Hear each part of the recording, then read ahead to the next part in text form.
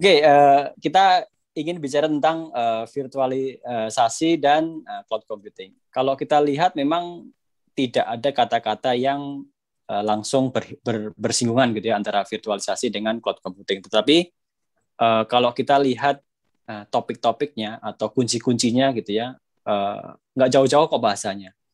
Pasti bahas tentang resource nanti atau sumber dayanya ya, sumber daya dari computing itu sendiri, yang nggak jauh-jauh antara ada computing, compute gitu ya, CPU, terus kemudian ada memori, ada network, ada storage.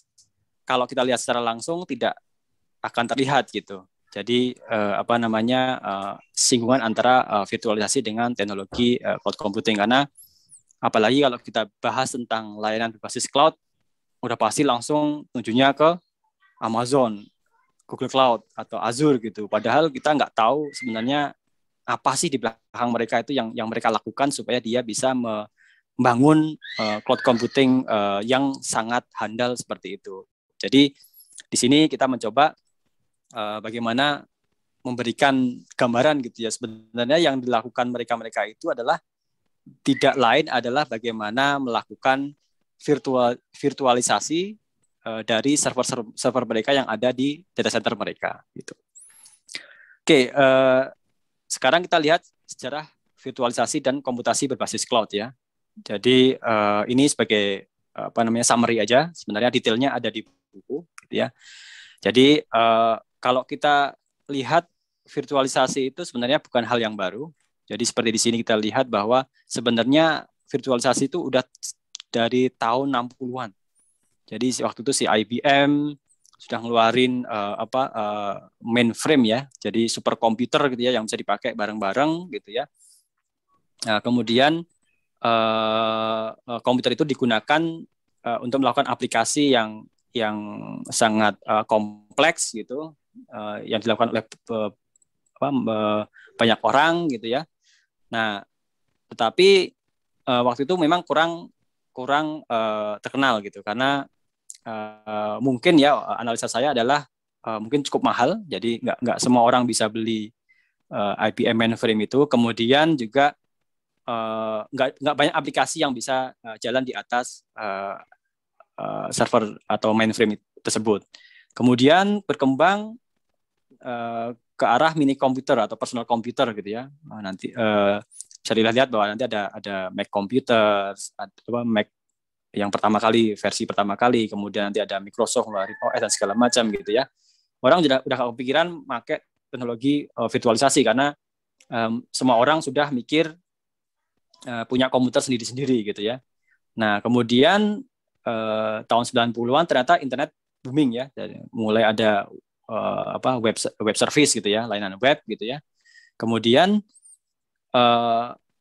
karena levelnya atau skalanya layanan web itu menjadi besar gitu ya, orang berkepikiran bahwa personal komputer atau komputer yang individu komputer itu udah nggak cukup gitu. Akhirnya banyak sekali ide-ide untuk membuat suatu layanan berbasis cloud computing gitu. Nah, sampai akhirnya Google bikin sendiri, Amazon bikin sendiri, kemudian ada Windows Azure bikin sendiri. Itu kira-kira sejarah tentang virtualisasi yang berhubungan dengan komputasi berbasis cloud gitu. Nah, kalau kita lihat lebih detail lagi gitu ya, ini di bukunya nanti ada perinciannya gitu ya, tahun berapa mulai dikenalkan, kemudian siapa yang meluncurkan, kemudian seperti apa aja hardware-nya dan segala macam itu ada di sini. Nah, kemudian kalau kita lihat munculnya kembali teknologi virtualisasi yang cukup mumpuni gitu ya, akhirnya kita bisa lihat di tahun-tahun ini gitu ya. Nah, di situ ternyata terlihat bahwa di situ waktunya hampir bersamaan nih dengan layanan cloud yang muncul. Jadi di situ ada AWS di situ ya, ada Amazon di situ. Kemudian Google juga mulai merilis namanya Google App Engine gitu ya. Jadi yang versi betanya dari Google Suite ya. Jadi ada email, ada Microsoft Office, Kalau Microsoft Office ada Google Office dan segala macam ya. Google Docs dan sebagainya macam. Nah, saya menganalisa kenapa sebenarnya ini bisa terjadi gitu ya. Dia ada kayak golden time-nya gitu. Jadi dari sini bisa memacu si layanan berbasis cloud ini berkembang secara pesat. Nah, kalau analisa saya adalah ada beberapa poin, yaitu yang pertama adalah low cost commodity hardware. Artinya pada tahun-tahun ini hardware itu sangat murah. Jadi tahun 2000-an itu sangat berbeda dengan tahun 90-an gitu ya, waktu saya masih kuliah dulu gitu ya, beli CPU atau beli memori itu harganya sangat jauh berbeda, apalagi USB disk gitu ya. Yang dulu mungkin kita dapat hanya 128 mega, sekarang sudah bisa dapat 1 tera gitu. Jadi intinya yang pertama kali itu kenapa bisa sukses, karena adanya perangkat keras yang sangat terjangkau. Jadi para operator cloud yang besar pun gitu ya, seperti Amazon, Google, itu mereka juga nggak pakai hardware yang istilahnya menggunakan harga yang mahal gitu ya. Jadi mereka lebih mengutamakan menggunakan perangkat keras yang banyak gitu. Jadi kalau misalnya benar-benar mati ya tinggal ganti aja, karena belinya lebih murah daripada harus memperbaiki gitu. Kemudian yang kedua adanya disaggregation hardware and software. Artinya apa? Artinya sekarang itu perangkat keras dengan perangkat lunak itu dipisah. Jadi kalau zaman dulu kita beli PC gitu ya, kalau PC-nya dari Mac itu ya udah isinya dulu prosesornya Mac, kemudian OS-nya juga Mac, kemudian kita juga kadang-kadang aplikasinya juga Mac gitu. Nah kalau sekarang kan CPU-nya Intel, bisa diinstal Linux misalnya, kemudian aplikasinya juga bermacam-macam. Nah ini yang disebut dengan disagregasi hardware dan software. Jadi kenapa ini yang salah satu bikin konsep virtualisasi ini bisa sukses untuk mendukung layanan berbasis cloud.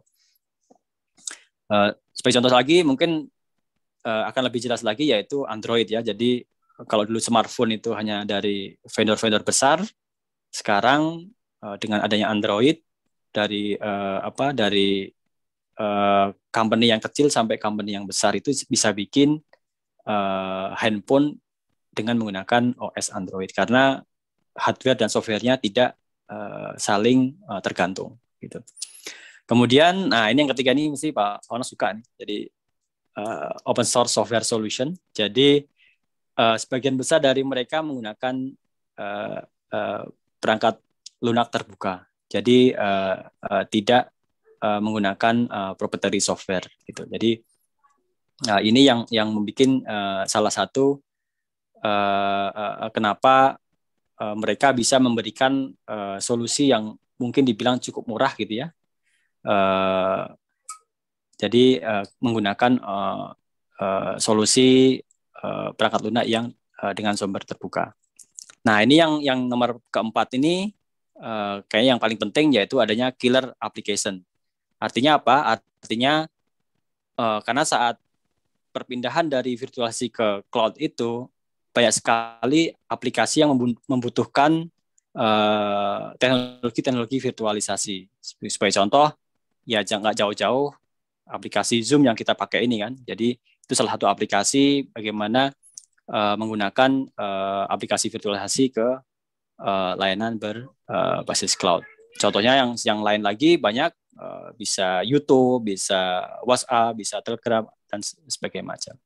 Kita bahas sedikit tentang virtualisasi itu sendiri. Jadi kalau kita melihat dari virtualisasi sistem itu sebenarnya banyak levelnya ya. Jadi tergantung dari di mana level kita mengimplementasikan virtualisasi itu, kegunaan, fungsi atau tujuannya pun berbeda.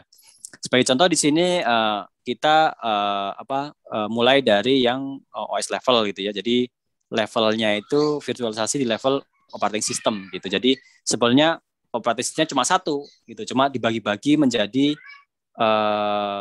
kayak VM kecil gitu ya, yang masing-masing bisa dikasih ke user yang lain-lain gitu. Itu yang ide awal dari kontainer atau Docker container yang sekarang kita kenal saat ini. Kemudian ada sistem yang full virtualisasi, baik yang bersifat hardware atau software, ya. Jadi hardware sendiri pun dibagi karena untuk mendukung virtualisasi itu sendiri sebenarnya dukungan hardware itu juga sangat penting gitu ya.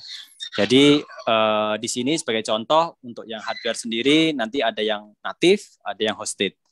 Yang natif ini contohnya kalau kita pernah lihat VMware ESXi gitu ya, yang benar-benar bisa jalan, bisa bikin VM tanpa install operating system, itu dia jalannya di sini.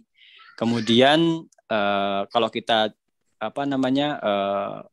menggunakan yang hardware assist yang bersifat hosted gitu ya, nanti ada QEMU, ada KVM dan segala macam. Nah, kemudian mungkin yang software assist ini yang sangat terkenal gitu, yang ada kita kenal mungkin Oracle VirtualBox gitu ya. Jadi yang sebenarnya dia semacam emulasi dari virtualisasi gitu. Nah, kemudian di sini ada para virtualization, sebenarnya nggak full gitu ya, nggak full melakukan para virtualisasi, hanya menyediakan API ke hardware tertentu. Nah, ini juga HIP adalah kumpulan dari virtualisasi yang ada gitu. Kemudian bagaimana kalau kita hubungkan dengan layanan cloud? Nah, sebelum masuk bagaimana kita bisa menghubungkan antara virtualisasi dengan cloud, kita bahas dulu tentang cloud ini. Kalau kita bicara cloud ini ada yang jual sebagai IaaS, Infrastructure as a Service, ada yang jual sebagai PaaS, sebagai Platform as a Service, atau ada yang jual lagi sebenarnya SaaS, Software as a Service gitu ya. Jadi seperti yang saya bilang, untuk mengimplementasikan teknologi virtualisasi di layanan ini pun berbeda gitu. Sebagai contoh, di sini kalau kita mapping gitu ya, kalau kita bilang yang hardware assist atau para virtualization itu kemungkinan jualnya di modelnya IaaS gitu. Tapi kalau untuk yang OS level virtualization ini, yang container ini modelnya di PaaS gitu. Oke, lanjut lagi. Untuk teknik virtualisasi itu sendiri ada yang macam-macam ya. Jadi sebenarnya yang bisa divirtualkan tuh banyak. Jadi nggak cuma CPU aja, nggak cuma storage aja, nggak cuma network aja gitu. Jadi desktop pun bisa divirtualkan. Nah, sekarang kita lihat apakah cocok nggak kalau kita bandingkan dengan komponen layanan yang berbasis cloud gitu. Kalau ini sebagai contoh Google Cloud ya, tapi saya ini bukan promosi Google Cloud sebenarnya. Cuma kebetulan saya pakainya Google Cloud. Nah, ini kita biasanya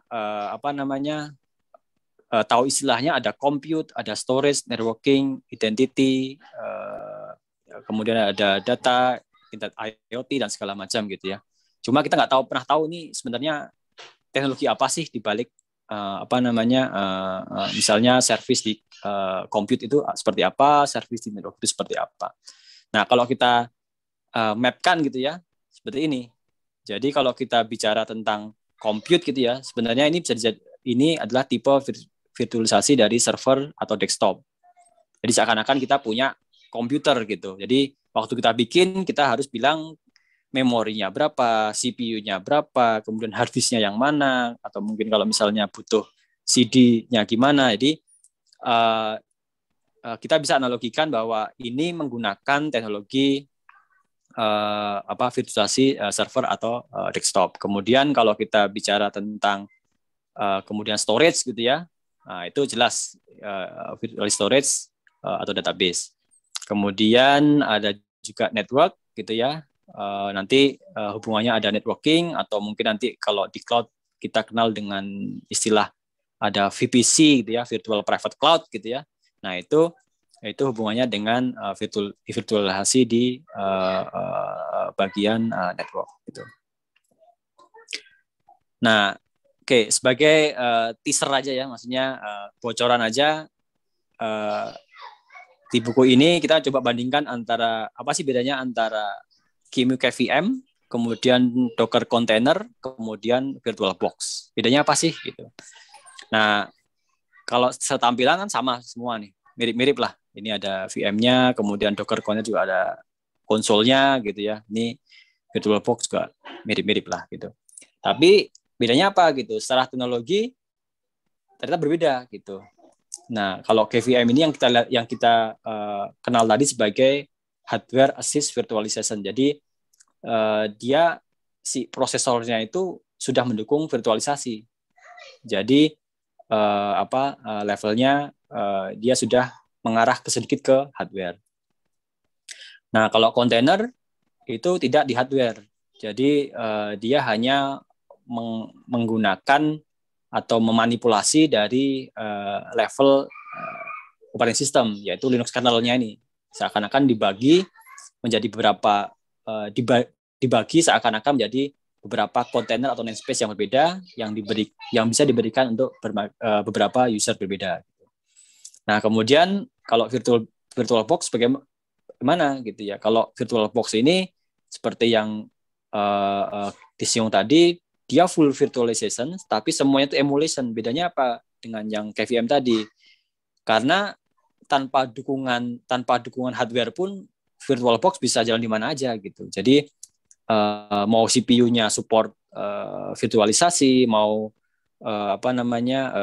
networking support virtualisasi, tidak masalah gitu. Selama kita install software ini, jadi ini akan memberikan kemampuan untuk melakukan virtualisasi untuk bikin virtual mesin gitu ya. Nah, itu bedanya di situ. Nah, ini dibahas di bab 3 termasuk step by step-nya gitu ya. Bagaimana kita menjalankan QEMU KVM, gimana kita menjalankan Docker container, kemudian gimana kita menjalankan VM di VirtualBox. Oke, kemudian selanjutnya adalah untuk ada yang pernah dengar Chrome OS nggak ya? Jadi kalau dulu kan Chrome kan kenalnya adalah hanya sekedar web browser gitu ya. Ternyata belakangan ini Chrome itu juga mengeluarkan operating system gitu ya. Tapi operating system yang sangat sangat lightweight gitu ya untuk di install langsung di komputer gitu. Terus bedanya apa sama VirtualBox gitu? Tetapi memang berbeda, tapi tujuannya adalah sama. Jadi kalau tujuannya bisa kita gunakan untuk yang namanya virtualisasi desktop. Artinya apa? Artinya kita nggak perlu nginstal software di lokal gitu ya. Yang di sini semua aplikasinya berada di cloud, emailnya, storage-nya, kemudian editornya semua ada di cloud. Di sini juga sama. Jadi kita install semuanya di sini, di desktop 1, desktop 2 ini, nanti si kliennya tinggal melakukan remote access dari sini. Gitu. Kalau yang sini itu remote access-nya dari Chrome OS tadi, nah kalau ini dengan menggunakan komputer lain, kemudian melakukan remote desktop ke desktop 1 atau desktop 2. Nah, contohnya seperti ini. Jadi ini contoh visualisasi dari Chrome OS. Jadi kita nggak install apa-apa di hard disk. Jadi semua file-file semua ada online di Google. Jadi membutuhkan internet koneksi. Gitu. Nah, ini yang contoh kedua, bagaimana kita membuat virtualisasi desktop menggunakan VirtualBox. Oke, kemudian untuk storage, kita membandingkan antara Linux Volume Manager dan NFS, karena NFS ini meskipun teknologinya sangat tua gitu ya. Dari saya belajar tahun 2000 itu NFS masih ada sampai sekarang gitu. Kemudian juga ada LLVM untuk melakukan virtualisasi storage. Gitu. Nah, ini dibahas di bab 5. Oke, kemudian ada virtualisasi jaringan juga. menggunakan Linux networking untuk internal, kemudian untuk eksternalnya kita menggunakan apa yang kita sebut dengan Open Virtual Switch gitu. Jadi switch tapi berbasisnya software saja gitu. Oke, mungkin ini bab terakhir ya, bab 7 itu kita ngasih contoh aja sih sebenarnya. Ya, jadi ngasih contoh aja. Ini maksudnya bagaimana sih sebenarnya teknologi atau konsep virtualisasi ini digunakan di layanan berbasis cloud. Nah, ini contoh layanan berbasis cloud ya. Jadi ada macam-macam, tapi karena namanya contoh gitu ya, kita bahas di buku ini hanya yang virtual machine instance, kemudian virtual network, container instance, dan virtual file system gitu ya. Jadi di buku dijelaskan bagaimana kalau kita mau bikin virtual machine gitu ya di compute engine-nya Google Cloud. Kemudian bagaimana kalau kita mau bikin container di container engine-nya Google Cloud. Kemudian untuk virtual network kita bagaimana kalau kita mau bikin suatu virtual private cloud di Google Cloud juga. Kemudian kita juga bagaimana kita membuat virtual file system menggunakan layanan cloud storage seperti itu. Terima kasih. Mungkin cukup